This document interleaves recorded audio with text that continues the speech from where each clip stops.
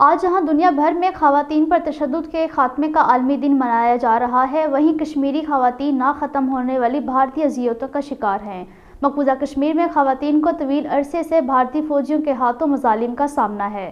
مقبوضہ جموں کشمیر میں 1989 سے اب تک 2300 سے زائد خواتین بھارتی فوجیوں کے ہاتھوں شہید، جبکہ 22,951 بیوہ ہوئیں۔ نام نہاد محاصروں اور تلاشی کارروائیوں کے دوران کشمیری خواتین بھارتی فوجیوں کے ہاتھوں جنسی تشدد کی وجہ سے دہشت اور صدمے کی نہ ختم ہونے والی آزمائش سہ رہی ہیں۔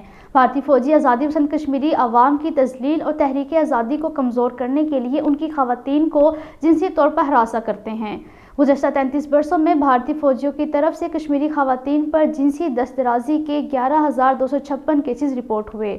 خواتین کے خلاف تشدد کے خاتمے کے عالمی دن کا تقاضا ہے کہ دنیا کشمیری خواتین کی حالت زار پر بھی توجہ اور بھارتی فوجوں کی بربریت سے انہیں بچانے کے لیے آگے آئے۔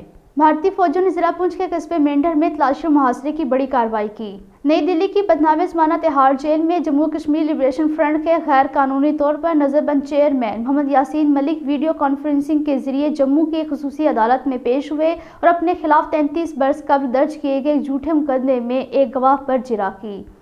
جنوبی کشمیر کے ضلع اسلام آباد میں ایک لاپتہ شخص غلام محمد لون مردہ حالت میں پایا گیا ہے۔